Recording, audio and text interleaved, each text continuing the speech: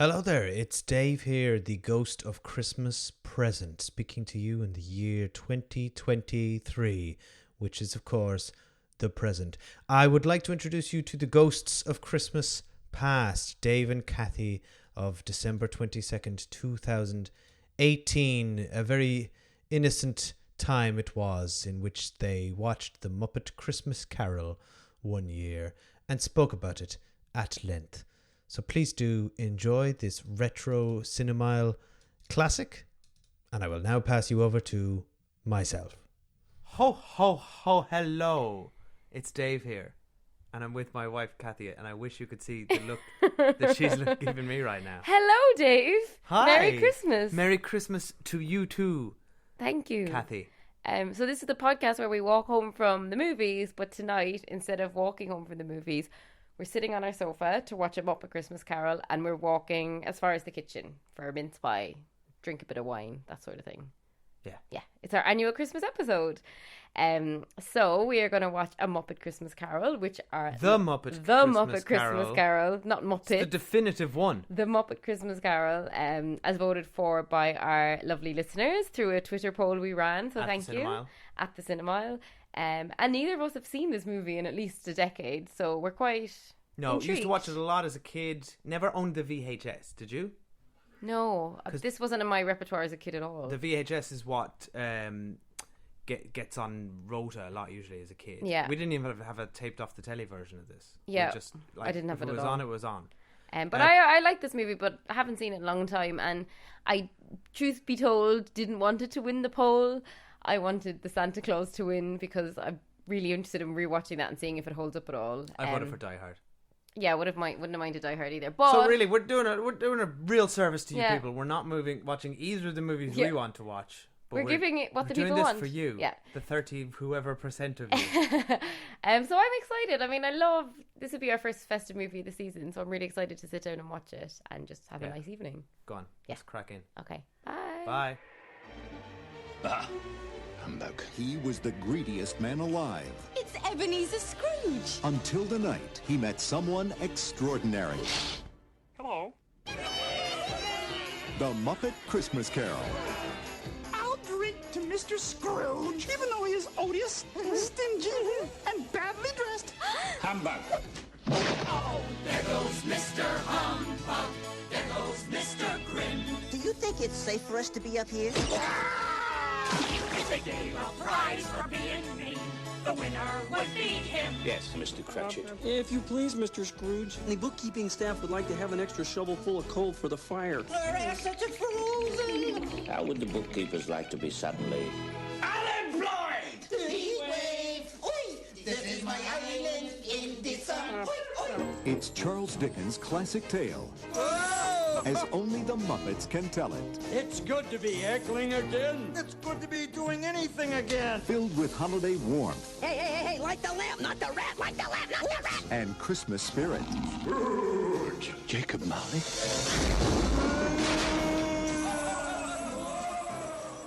Right. Hi. Hello. We're back. We are back. And it feels like Christmas. So yeah, that was fun. That was fun. Mince pies were eaten. It turns out I don't really remember that. Or it turns out, I hadn't seen it in so long that it was only sort of all coming back to me as I was watching it. Yes, exact same. Yeah. Like you remember, I remember key bits of it, but I didn't really remember it. And at the start I was a bit like, oh yeah, this is fine. But then by the end it got me, and it's good. It's really good. It's really good. Off, yeah. It's a really faithful adaptation, isn't it, of A Christmas Carol? To be fair, I haven't read the book. I was just going to say, I don't know, I haven't read the book. No, but as in, you can just tell it's alright, so it's not really played for laughs. That's what really kind of surprised me, is that it's very straight and down the line. Like, Michael Caine is basically performing it as a serious piece of work. Yeah, Michael Caine isn't playing it for laugh, but the Muppets are playing.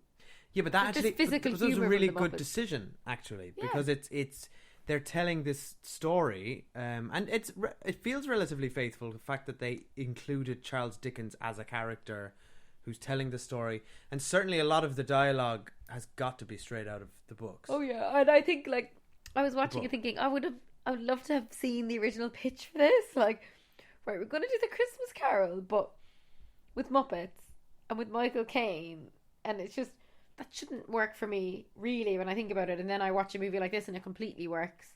And I think it's just a real fine balance. And what I love about this is just it's just so sweet and earnest, and it is funny because like it's quite meta. Like they're referencing the fact that the narrator is Charles Dickens, but that he's being played by one of the Muppets, and while we're seeing this whole and as we were watching it, we were saying, you know, it's just such a good story, Christmas Carol. You know, the past, present, and future. And while we were watching all that, and we're really riveted by it, and we're like crying, we were both crying at one point. Still at that, you're laughing because the Muppets are doing silly stuff in the background, and that's really difficult thing to pull off. It is a perfect blend because they tell the story very faithfully. Yeah.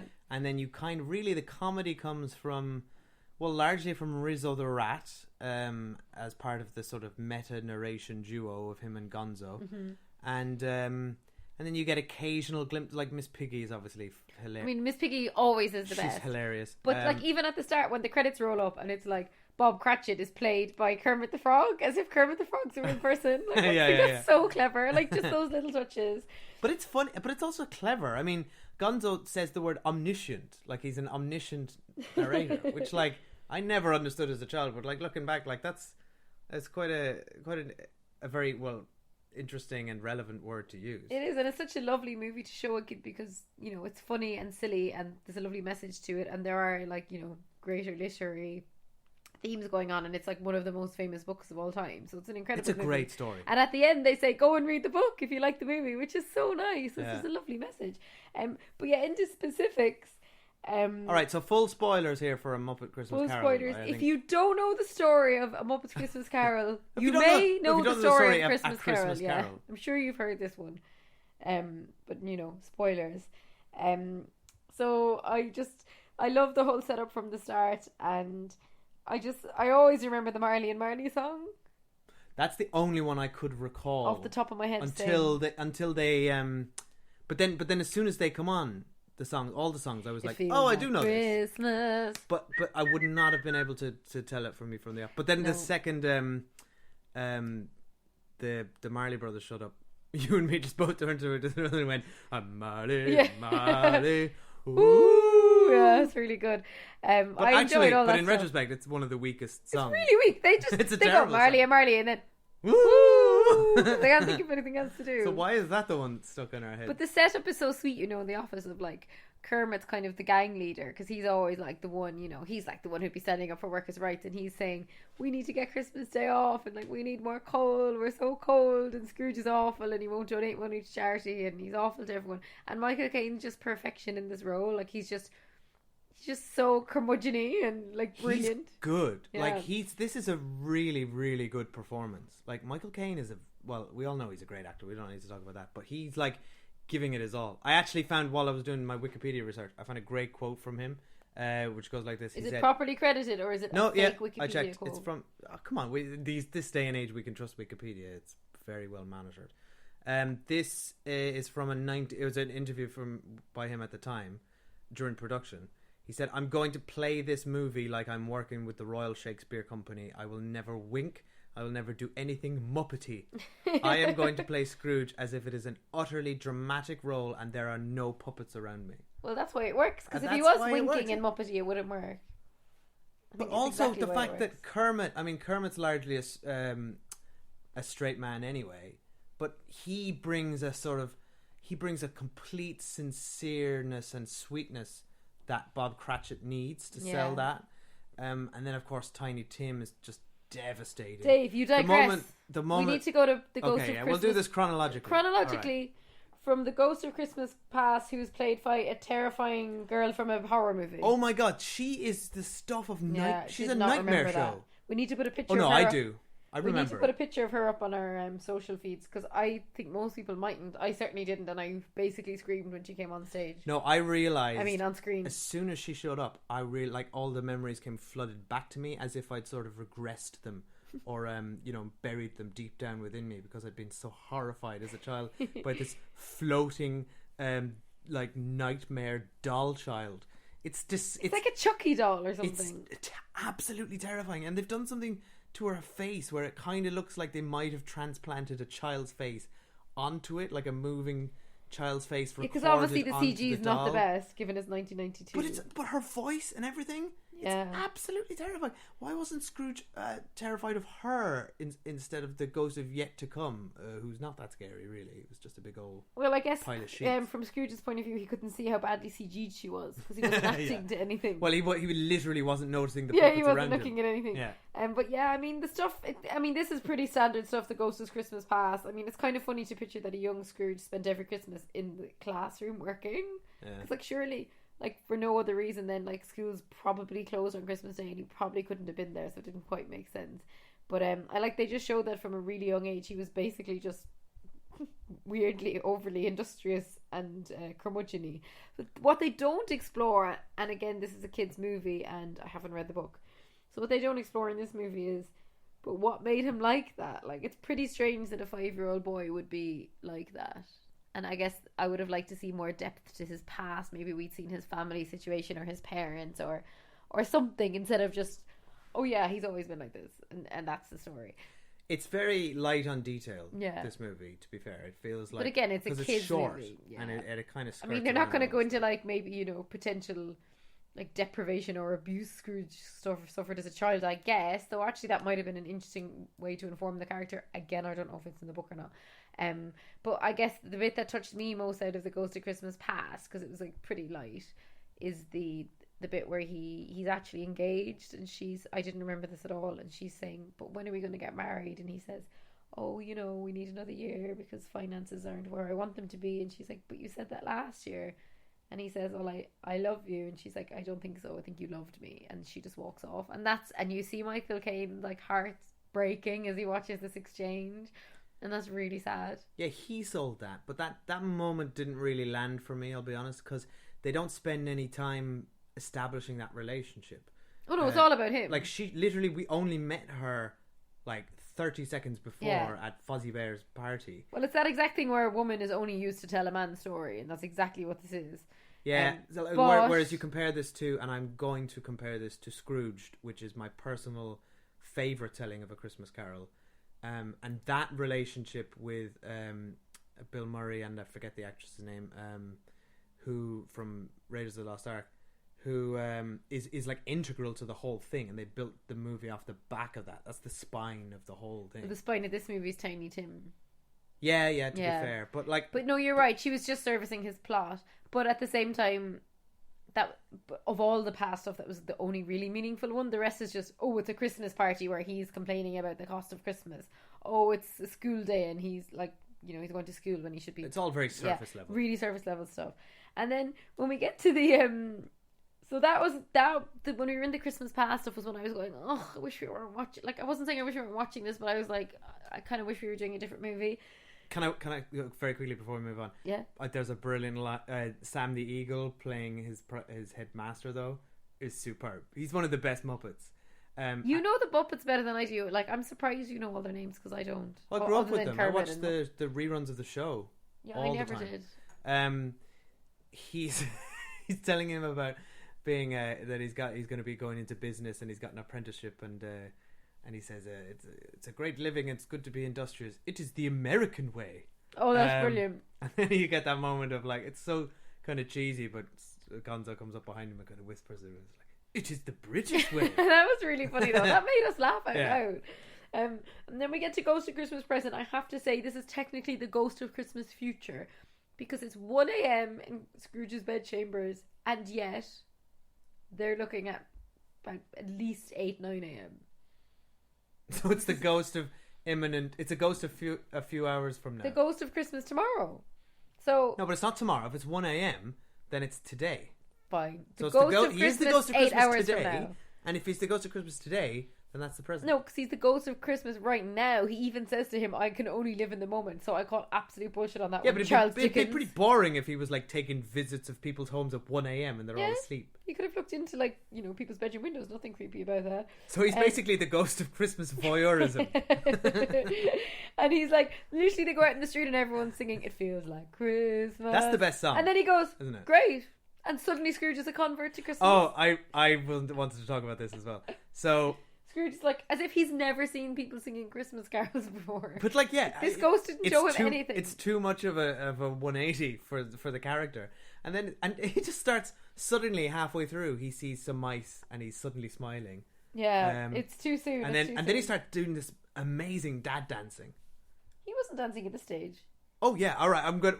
Remind me to post a GIF of this on our Twitter because Michael Caine does some superb dad dancing, and that's at the end, not at the middle. No, in this song, at one point, you know, because he's a convert to Christmas halfway through the song because people are singing, and he's doing this sort of. This is a podcast, so you're not going to see what I'm doing, but I'm doing it right now. What do you think? I think he looks like he's like this.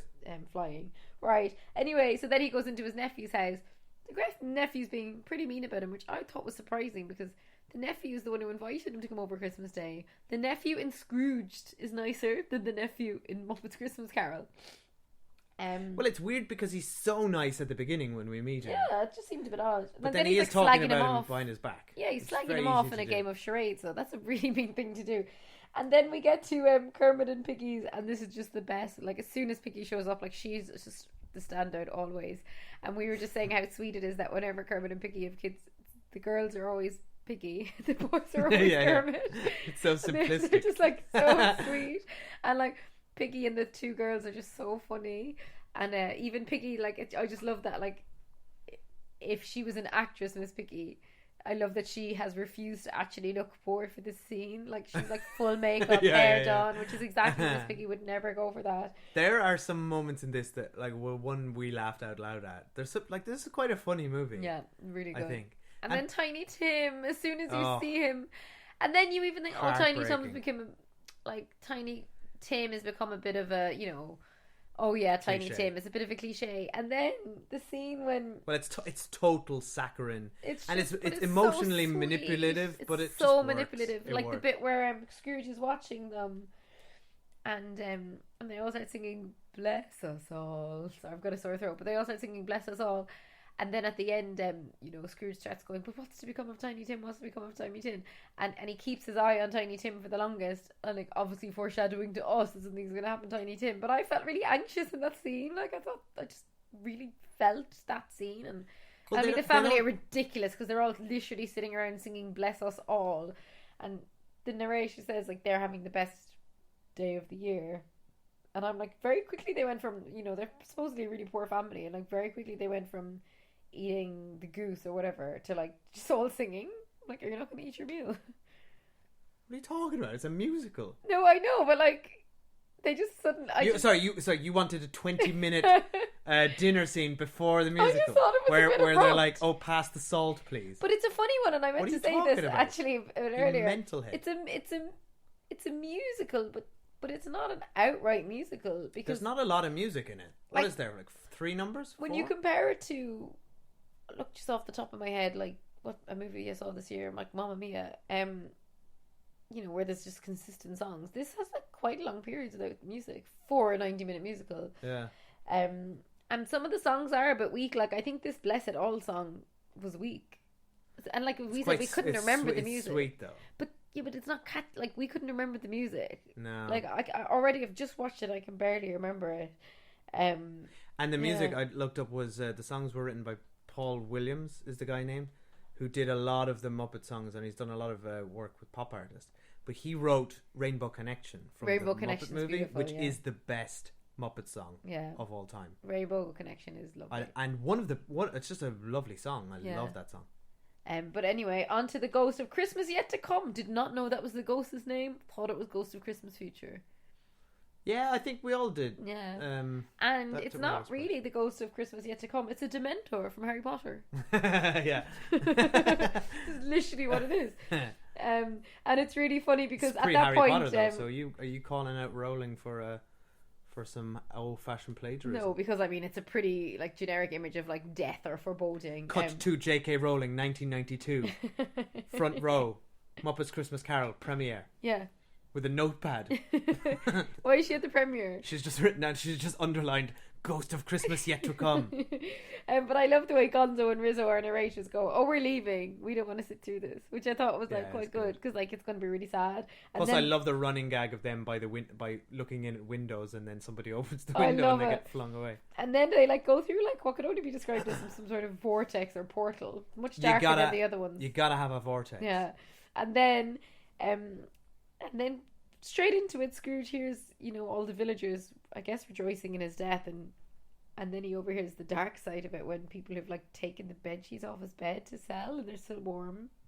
And he says, "I'm going to be haunted by that terrible conversation forever," which actually I thought you would be. People are rejoicing in your death. And he's very clueless, Scrooge, because he's like, "Who's that poor misfortunate they're talking about?" It's like, you? Who else do you possibly think they're talking about? And then, I think he's in denial. I think you shouldn't eat while we're podcasting. No, sorry. Well, you were talking for so long, I thought I could get away with it. But then he goes, "Take me to Bob Cratchit's house so I can see something."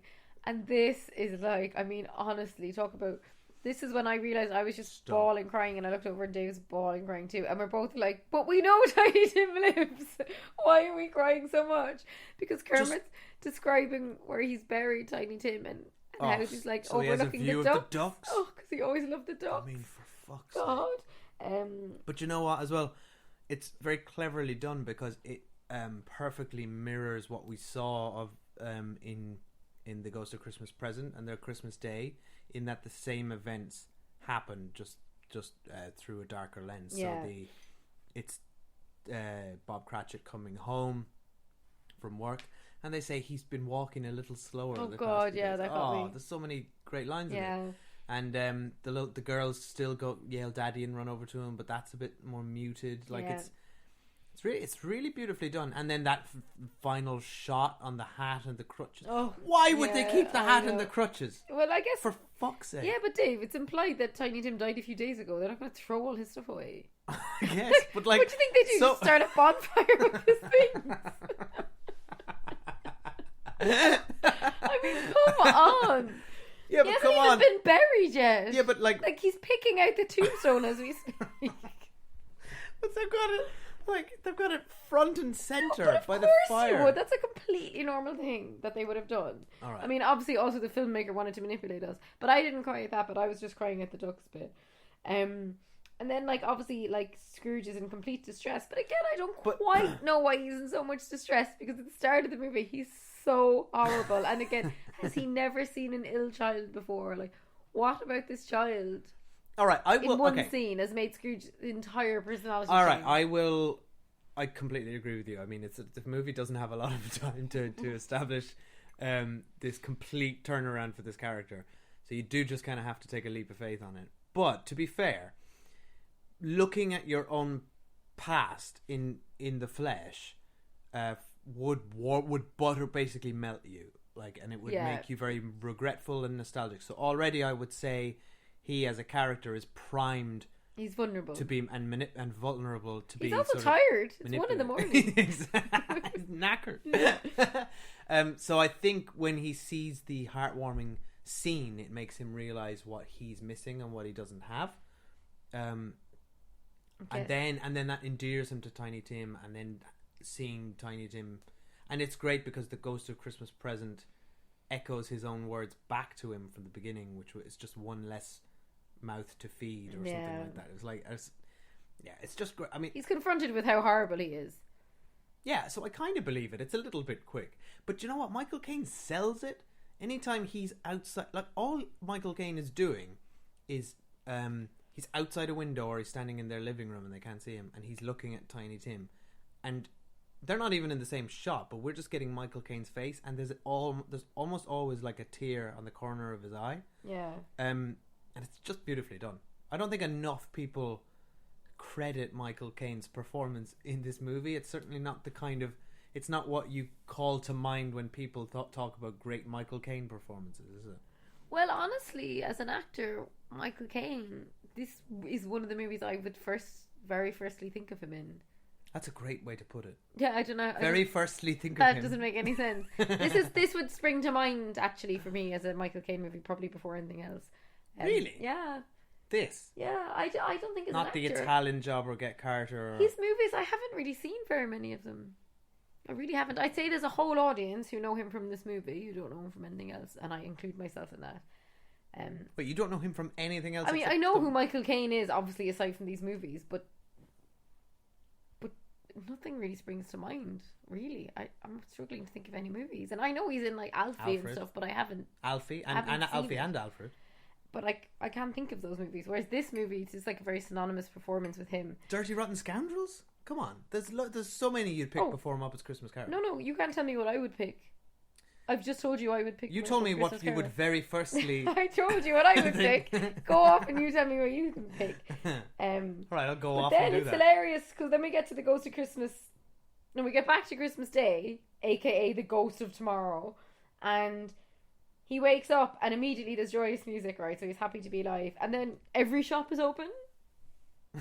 Well, maybe things were a bit... Oh yeah, every shop is open and brimming with food. Even though even he's closed. Yeah, and he's the Scrooge's at the start of the episode, at the start of the movie, Kermit says, "There's no point in you being open tomorrow because no other businesses are open." Even though every business is open. They're selling coal. They're selling geese. And I mean, it's sweet. Like, he buys coal for the bookkeepers. You know, he buys food for everyone. He buys even cheese for the mice. But like, suddenly, like we said, why does he have an entourage? Why is the entire village following him and singing and holding his gifts for him? He's not holding anything.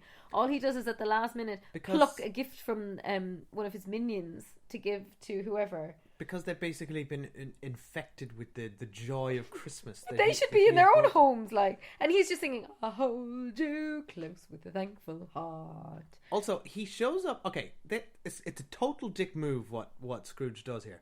He shows up to Bob Cratchit's house with a great intention. He's bought the biggest turkey in the village or whatever, and he's going to bring it to surprise him and make a big Christmas dinner for everyone. But then he gets to the door and he's like, "Okay, everybody, you all hide. I'm going to do this brilliant thing on him." And he just basically punks him. He pretends to be his old horrible self. And he's like, "Bob Cratchit, where were you? You're supposed to be working today." And he instills complete fear in the guy. And then, just kidding. And then invites himself, just marches into his home uninvited and says, "I'm throwing you a Christmas turkey." And the whole village is here as well. Well, he actually buys his own seat at the table because he says, "I'm raising your salary and paying your mortgage. Now can I come in?" It's like, well, obviously I have to invite you in. Like, well, thank you. First of all, thank you, employer, for your kindness. But, you know, I was hoping to spend Christmas Day with my family. Without you. I spent 364 days a year with you. And what really annoyed me about this as well is, well, A, it's just so presumptuous of him. But B, when we had witnessed the family scene earlier of that Christmas Day, they had said it was the best day of the year for them. They actually, in that moment, did not need Scrooge to come in with all that food because they had a really nice Christmas in the earlier scene we'd watched. It's so presumptuous, and it's just him swinging his wealth around. And a lot of this, as I was watching the end, it's funny because, like, look, don't get me wrong, 95% of me was singing along and loving it. But 5% of me was thinking, what is the message of this? And I know when it was written, was a very different time, but... So the message of this movie is that an old rich white man, for some reason the universe decides to help him this year and make him a better person, and how he decides to make himself feel better about all his shortcomings is to force his wealth and presence on people who aren't necessarily looking for them, and in the meantime gather a crowd of minions to walk around holding his things for him. Like, when you actually look at it, like, it's kind of weird. I don't agree. Like, this whole last scene, I was like, why is he in their house? He gives a huge donation to charity. Yeah, but it's all to make himself feel better. Well, no, it's because he's realised that it's the path he was on of not being generous and helping people ends with him dying alone and people reveling in his own death. Yeah, so he wants to do it. He wants to do it to make his life better and, like, not end up like Marley and Marley, who give him the warning at the start as well. He's not doing it to help the others. Okay, but this is where you say, like, there's never any utilitarianism, isn't it? No. Or what's the word for... Are you thinking of altruism? Altruism. Yeah, sorry. You did the philosophy degree, not me. I mean, there's an argument that you can say nothing anyone ever does is truly altruistic because there's always a benefit to you. But in he's still this doing movie, good things. I'm not diminishing. Well, I don't think showing up uninvited at someone's house and punking them and making them terrified. No, and yeah, just, I know. But like I was forcing joking. yourself on their Christmas I was meal. joking. Like that's I mean, that's the situation that is presented to us for whatever reason, but just for neatness, dramatic. And then suddenly the nephew's in there as well. It's like, fuck off! I don't want all of you people in my house. I know, but we're being facetious here. Well, like, yeah, I'm joking. Obviously, that's the message of the movie. The message of the movie is that wealth should be redistributed down with the 2%, right? That's what this is. This is for the 98%. I mean, the message of the movie... We're going unexpectedly deep on this. No, the message of the movie is honestly a lovely message, which is that you should be kind to people and you should always, walk a mile in someone else's shoes, or in this instance, fly into their house uninvited and spy on them. But you should always try to think, what's going on in someone's life. I don't know what their backstory is. How can I help? That's a message, a very inspiring message. But the other side of it is just this rich guy swinging his money around. I mean, fine. But to his own end, because he doesn't want to be in a situation where when he's dead people are like, pillaging his house and he wants to feel like he saved, like he's having like a savior complex. He wants to save Tiny Tim. Like, why does Tiny Tim live? This is the bit I don't get. So Tiny Tim died obviously because of health problems, right? Now, when we saw Tiny Tim, he actually lived in a very happy family. He's well fed and his house is nice. Why does Scrooge changing his life make Tiny Tim live? Because he became a second father to him, is what they said. Tiny Tim did not need Scrooge. He needed to not die was have a second father. Yeah, so what's wrong? Kermit's a lovely father. Maybe I assumed they would say that Scrooge paid all his medical expenses or something. But yeah, didn't. But anyway, we digress. Honestly, the end was lovely. that was a really unexpected tangent. No, I just was watching it thinking, I would say the reason the story doesn't work if he's not wealthy, right? Because if it's just some poor guy who was a dick. But wouldn't that be a nicer message, though? It's not about the money. What it is about, what's lovely, is that Scrooge decides to be kind. But what we're seeing is someone splashing loads of cash. And that's not necessarily what anyone in this story needed. What they needed was for him to be kinder, to obviously put coal on the fire so they're not working in freezing cold conditions, and not be abusive to them. Yeah, but he did that. I know that, but I'm saying they didn't. Nobody in this story, except for that really sad little. I think he was a rat. I'm not sure what he was, and he was actually starving, and he slept her off. Nobody else we saw in the movie. There's a little boy who goes off to get the. Yeah, so he needed material wealth, like he needed money, and he needed a roof over his head. They gave him five shillings, man. But Kermit and his family, from what we saw, were actually fine.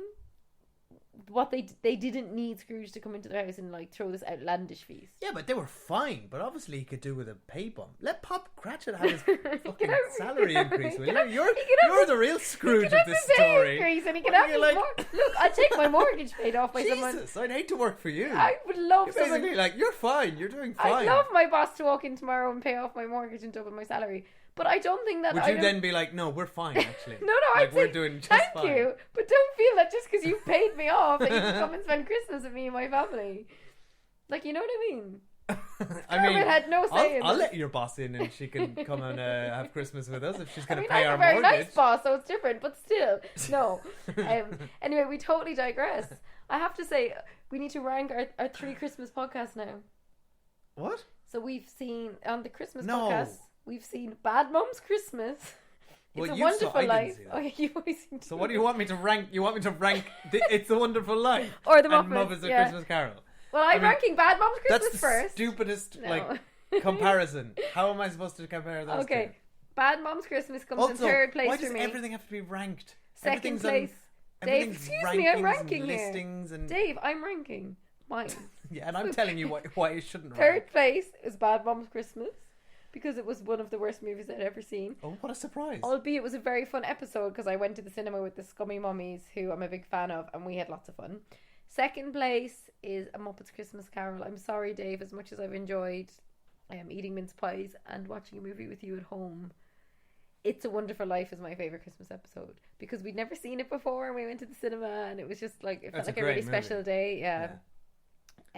But yeah, so happy Christmas, everyone. Okay, I'm genuinely opposed in general to ranking things. But that said, our best of the year top 5 list is coming out after this episode. So stay tuned for that. Yeah, stay tuned. But it's a genuinely hard thing But to Dave, look, honestly, if you don't want to rank, it's fine. I'll invite someone else on the episode because I always do fine when you're not with me. Ouch! Is this how I find out? Is it? Wait, I've recorded it already. Who's replacing me? I've recorded it already with the mysterious guest. It's your mom, isn't it? No, yeah, it's my mom. No, I haven't. She's too good. She's too good.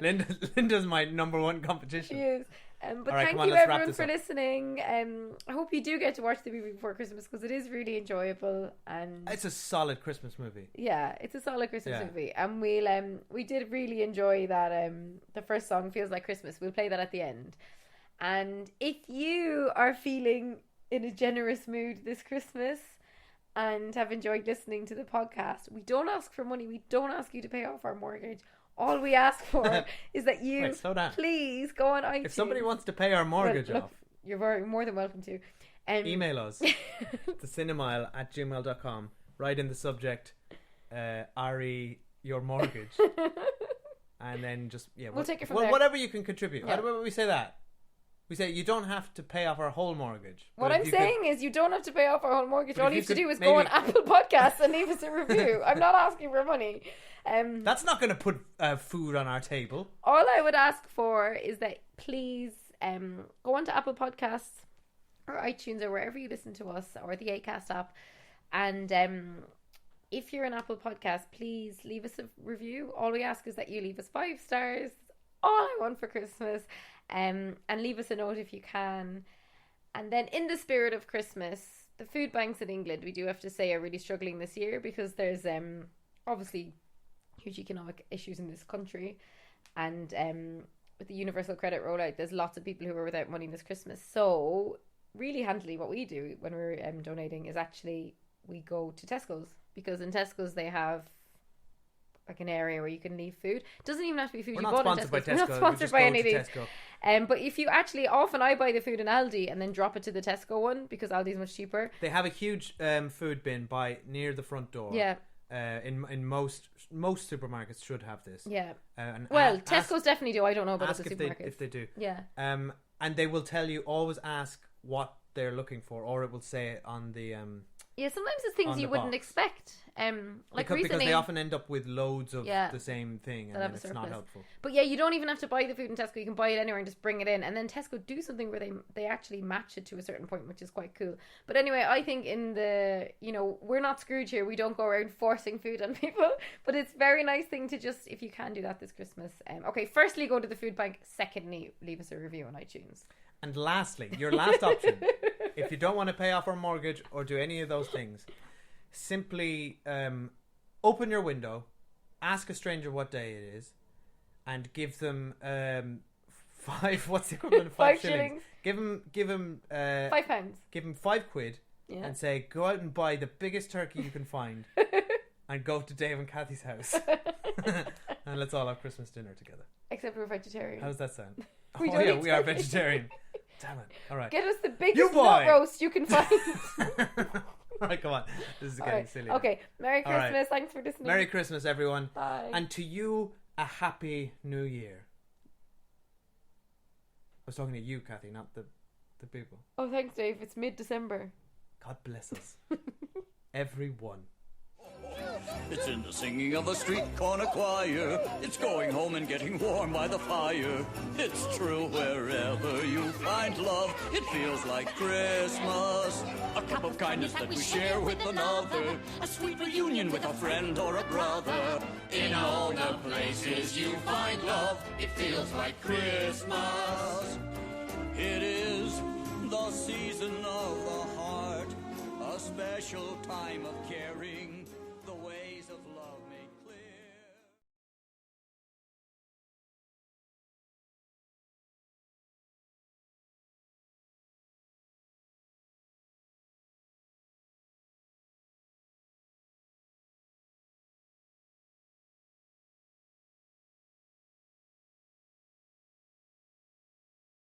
I'm Laura. I'm Lauren. And this is Go Love Yourself. She went, you're 26? I was like, size 26, yeah. And she was like, oh, right, that makes sense. This is the show where we're learning to love ourselves a little more and taking you along with us.